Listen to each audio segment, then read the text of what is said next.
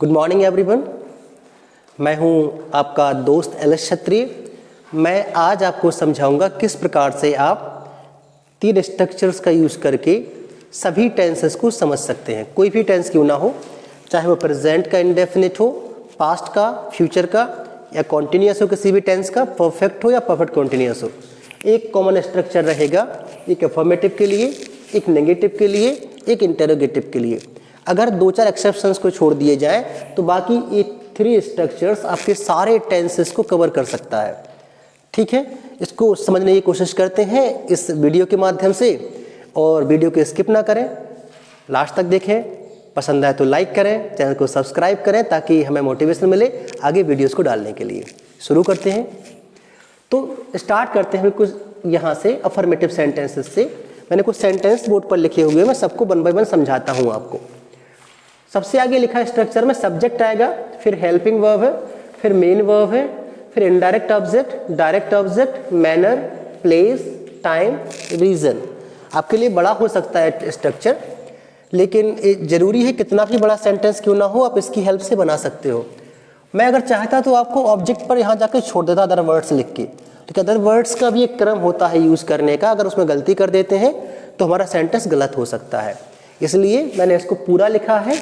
आप अच्छे से समझेंगे तो पूरा क्लियरली आपके समझ में आ जाएगा। ये अफर्मेटिव था। नेगेटिव होगा तो बस हेल्पिंग वर्ब क्या होता है, किसी की हेल्पिंग वर्ब डू है तो डू के बाद नॉट आ गया। किसी की हेल्पिंग वर्ब है हैज़ बीन, तो ये होता है हैज़ नॉट बीन। यहाँ आया था डू के बाद नॉट। नेगेटिव में क्या हो गया, हैज़ के और बीन के बीच में नॉट आ गया। फिर किसी की हेल्पिंग वर्ब हुई बिल, तो यहाँ नॉट आता है, बिल नॉट हैव बीन। अब मैंने क्या किया है, मैंने ये देखा यहाँ से यहाँ तक कि जब नेगेटिव कोई सेंटेंस बनता है तो हेल्पिंग वर्ब का पहला हिस्सा आगे खिसकता है। तो मैंने इसे कहा हेल्पिंग वर्ब का फर्स्ट पार्ट, फिर नॉट को प्लेस देता है। कोई हिस्सा नहीं है तो कोई बात नहीं, अगर है तो वो बाद में आता है, चाहे एक ही पार्ट बचा हो उसका या दो वर्ड्स बचे हों उसमें या और ज़्यादा हो। तो नॉट पहले वर्ड के बाद में यूज़ किया जाएगा हेल्पिंग वर्ब के। अगर इंटरोगेटिव भी बनेगा तो यही वाला हिस्सा सब्जेक्ट के आगे पहुंच जाता है, जैसे कि हमने यहाँ लिखने की कोशिश की है। क्वेश्चन वर्ड आ गया सबसे पहले, फिर यहाँ हेल्पिंग वर्ब आ गया, सब्जेक्ट के आगे निकल आया ये इंटरोगेटिव सेंटेंसेस में। क्वेश्चन वर्ड यानी WH वर्ड, फिर हेल्पिंग वर्ब, फिर सब्जेक्ट, फिर नॉट, फिर बचा हुआ हिस्सा हेल्पिंग वर्ब का। हेल्पिंग वर्ब का रिमेनिंग पार्ट, रिमेनिंग मतलब होता है बचा हुआ हिस्सा। फिर लिखा यहाँ मेन वर्ब, जो भी फॉर्म आना हो, मैंने गलती से यहाँ फर्स्ट फॉर्म लिख दिया, जो भी फॉर्म आना हो वो टेंस तय करता है। अगर कॉन्टिन्यूस होगा तो ING फॉर्म आएगा किसी भी कॉन्टिन्यूस में, और किसी भी परफेक्ट कॉन्टिन्यूस में भी ING फॉर्म आता है, ये लिखवाया हुआ है मैंने आपका। और प्रेजेंट परफेक्ट टेंस में थर्ड फॉर्म आएगा, पास्ट परफेक्ट में थर्ड फॉर्म आएगा, मतलब किसी के भी परफेक्ट में थर्ड फॉर्म आएगा। 6 होते हैं कॉन्टिन्यूस के या परफेक्ट कॉन्टिन्यूस के, 3 होते हैं परफेक्ट के, 9 टेंस कवर हो गए। कॉन्टिन्यूस दर्शन दिए मतलब ING फॉर्म, परफेक्ट अकेला है तो थर्ड फॉर्म, और इंडेफिनिट में फर्स्ट फॉर्म आता है। दो जगह छोड़कर प्रेजेंट इंडेफिनिट का अफर्मेटिव होगा और सब्जेक्ट सिंगुलर होगा तो मेन वर्ब का ऐसे यस फॉर्म आएगा, प्लूरल होगा तो फर्स्ट फॉर्म आएगा अफर्मेटिव वाले में। पास्ट का इंडेफिनिट का अफर्मेटिव होगा तो उसमें भी मेन वर्ब का सेकंड फॉर्म आएगा, अदरवाइज किसी भी इंडेफिनिट में फर्स्ट फॉर्म आता है मेन वर्ब का। तो इस चीज़ को याद रखिएगा आप। और बाकी आज समझते हैं, आज क्या समझना है आपको, देखते हैं क्या क्या लिखा। तो सबसे पहले लिखा हुआ है, क्या तुम रोज व्यायाम करते हो? ठीक है, वह हर शुक्रवार कहाँ जाती है? मैं अभी खाना खा रहा हूँ, वे अभी बात नहीं कर रहे हैं। क्या तुमने अपने मित्र को परीक्षा में अच्छे मार्क्स प्राप्त करने के लिए पूरे मन से इस यूनिट को समझा दिया है? एक है, इसको सबसे बाद में समझेंगे हम, और लास्ट तक स्किप मत कीजिएगा, इतना बड़ा सेंटेंस भी आप बना पाओगे। क्या तुम रोज व्यायाम करते हो? तो सबसे पहले क्या लिखा हुआ है, जब कोई सेंटेंस क्या से स्टार्ट होता है तो आपको यहाँ से स्टार्ट कर देना है हेल्पिंग वर्ब से। जब क्या से शुरू है सेंटेंस तो आपको शुरू कर देना इंटरोगेटिव वाली हेल्पिंग वर्ब से।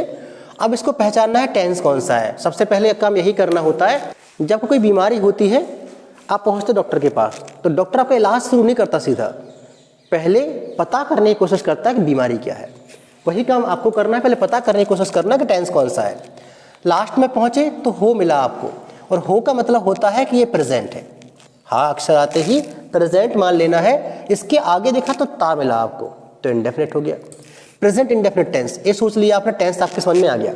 अब पहचानना है कि इसकी सोचना है, इसकी हेल्पिंग वर्ब क्या है, एक चार्ट में लिखवाया गया है, इसका वीडियो ऑलरेडी बना के डला हुआ है, आप उससे देख सकते हैं। तो इसकी हेल्पिंग वर्ब हुआ करती है डू या फिर डज, एक कोई आएगी।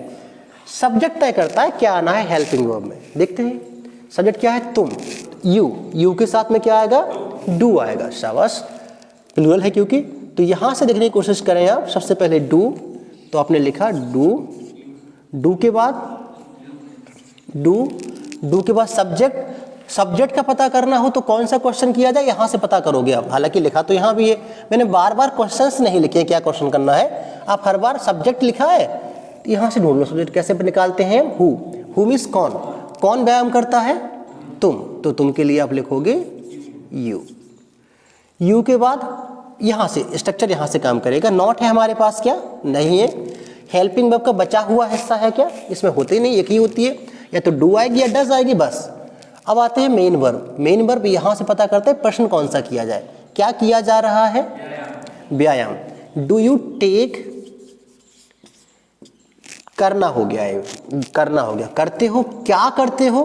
अच्छा यहां पहुंचते हैं, अब क्या मिला यहाँ पे मेन वर्ब के बाद, तो कहते हैं ऊपर का कॉपी कर दो, मेन वर्ब के बाद सारा कॉपी ही करना है तो हम यहीं पहुंच जाएंगे। पहले लिखा है इनडायरेक्ट ऑब्जेक्ट, किसे करते हो, और किसे के आंसर में अक्सर व्यक्ति होना चाहिए। किसी व्यक्ति को कैसे कर सकते हो आप, नहीं। क्या करते हो, ये करते हो व्यायाम, डू यू टेक एक्सरसाइज। और कैसे करते हो नहीं लिखा, कहाँ करते हो सेंटेंस में है नहीं, कब करते हो तो उसमें लिखा हुआ है रोज मतलब डेली, और क्वेश्चन मार्क आ जाएगा, खत्म हो गया सेंटेंस। वह हर शुक्रवार कहाँ जाती है, तो सबसे पहले क्वेश्चन वर्ड मिल गया आपको, इसका ध्यान रखना पड़ेगा। फिर पहचानते हैं टेंस कौन सा है लिखा हुआ है प्रेजेंट, ता लिखा हुआ है इंडेफिनिट, फिर से वही चीज कॉपी हो जाएगी, डू या डज में से कुछ आना है। लेकिन पहले तो क्वेश्चन वर्ड है उसे लिखेंगे हम, WH वर्ड को। कहाँ मतलब वेयर के बाद डू या डज में से कुछ आना है, तो वह के हिसाब से आएगा डज, वेयर डज। सब्जेक्ट कौन जाता है, सब्जेक्ट के लिए कौन का प्रश्न करोगे आप, कौन जाता है, वह मतलब लड़की है कोई, तो शी आ जाएगा। वेयर डज शी के बाद फिर यहाँ नॉट हमारे पास है नहीं, दूसरी हेल्पिंग वर्ब भी इसमें नहीं होती, एक ही होती है। डज जैसे दूसरी का मतलब जैसे हैज बीन, तो हैज हो गया एक बीन हो गया, दूसरा पार्ट नहीं होता है इसके पास, ऐसा अकेला या तो डज आएगा या डू आएगा, बस बात खत्म।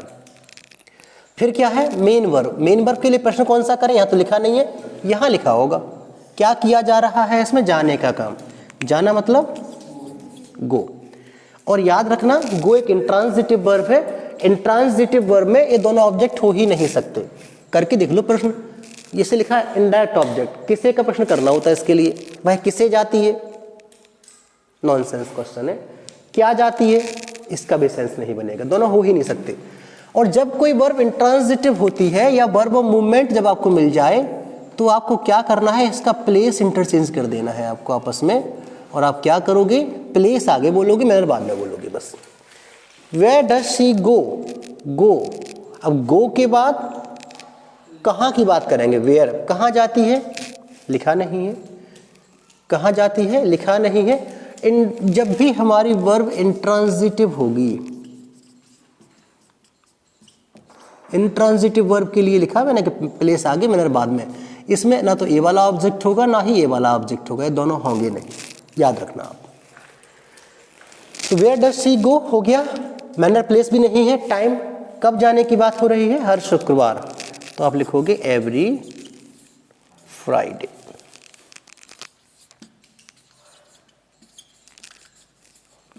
Every Friday. मैं अभी खाना खा रहा हूं, टेंस पहचान लेते हैं, हूं लिखा हुआ है तो प्रेजेंट है, रहा लिखा है तो कॉन्टिन्यूअस है। इसकी हेल्पिंग वर्ब लिख लो आप अपनी समझ के लिए, इज, एम, आर, अब जो भी आना है लगा लेंगे हम। इसकी helping verb is, am, are, इसकी डू डज, इतना याद रखना है आपको। अब कैसा सेंटेंस है, अफर्मेटिव क्वेश्चन मार्क नहीं है तो ये इंटरोगेटिव नहीं हो सकता, नॉट नहीं लिखा कहीं पर तो ये नेगेटिव भी नहीं हो सकता। अच्छी बात है कि अफर्मेटिव मिल गया हमें, और आसान रहेगा। मैं अभी खाना खा रहा हूँ, कौन खा रहा है, मैं मतलब आई। आई के साथ में हेल्पिंग वर्ब का पहला पार्ट चाहिए पड़ेगा, आई के साथ में एम आता है, आपको ये सबको पता है। एम क्या किया जा रहा है इसमें?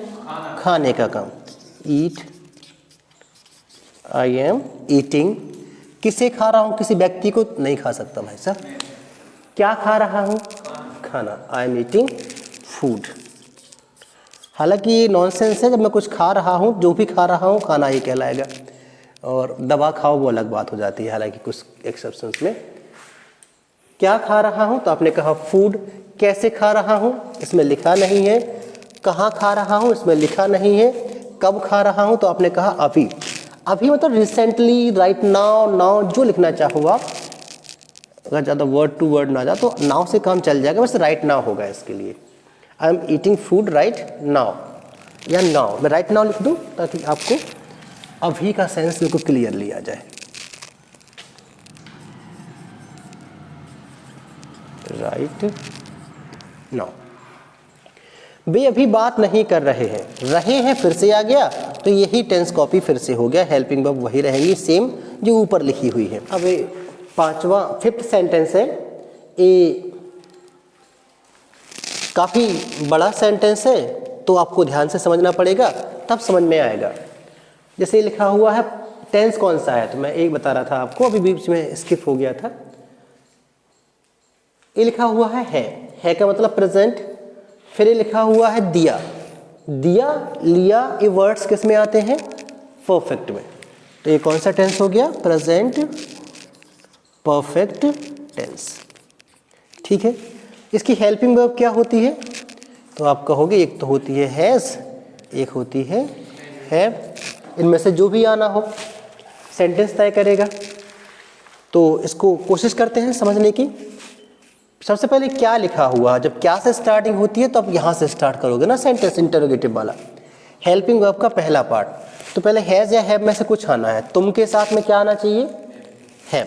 तो आपने लिखा सबसे आगे हैव। हैव के बाद सब्जेक्ट, सब्जेक्ट का पता करना हो तो कौन, कौन का प्रश्न करो, कौन या किसने, कौन या फिर किसने भी होता है इसका मतलब। किसने समझा दिया है? तुमने। Have you. अब ये हो गया। अब नॉट है क्या? नहीं है। दूसरा पार्ट भी नहीं है, हैज़ या हैव में से एक कुछ आना था। मेन वर्ब, क्या किया जा रहा है इसमें? समझाने का काम। समझाना मतलब एक्सप्लेन।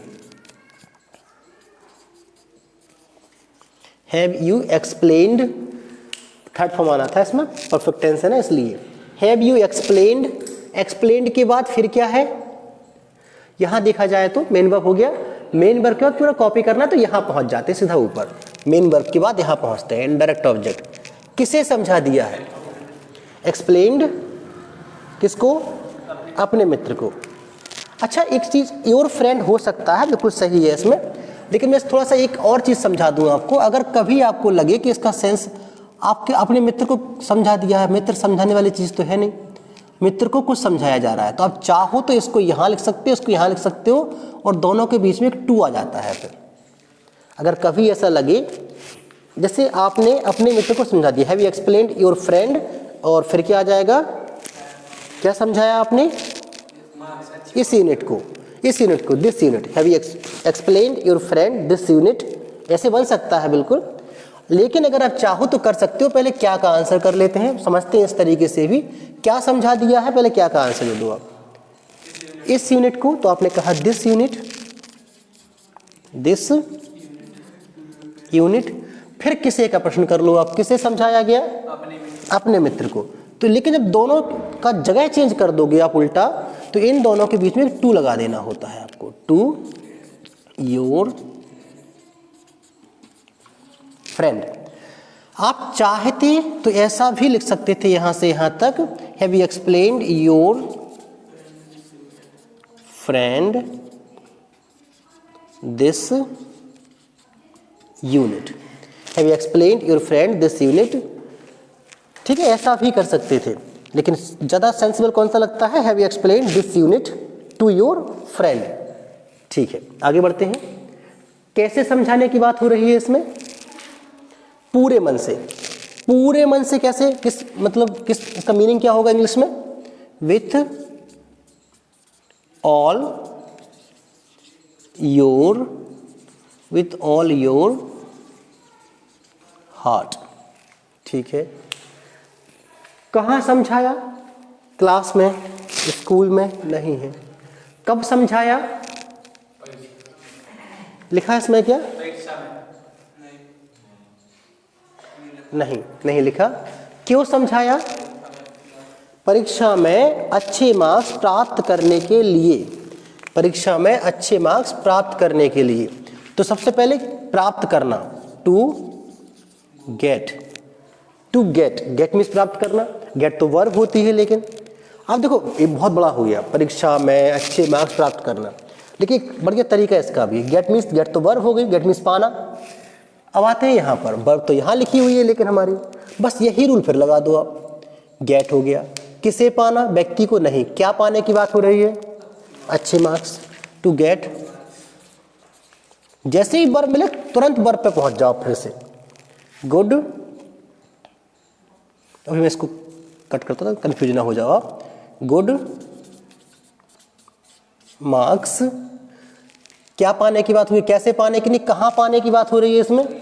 परीक्षा में, इन द एग्जाम और एग्जामिनेशन, इन एग्जाम। बस, have you explain this unit to your friend with all your heart to get good marks in examination. दाना लगाओ, इन एग्जामिनेशन। ठीक है, बड़ा सा सेंटेंस है, बन गया एक ही बार में, और अपलोड कर सकते हो आप चाहो तो।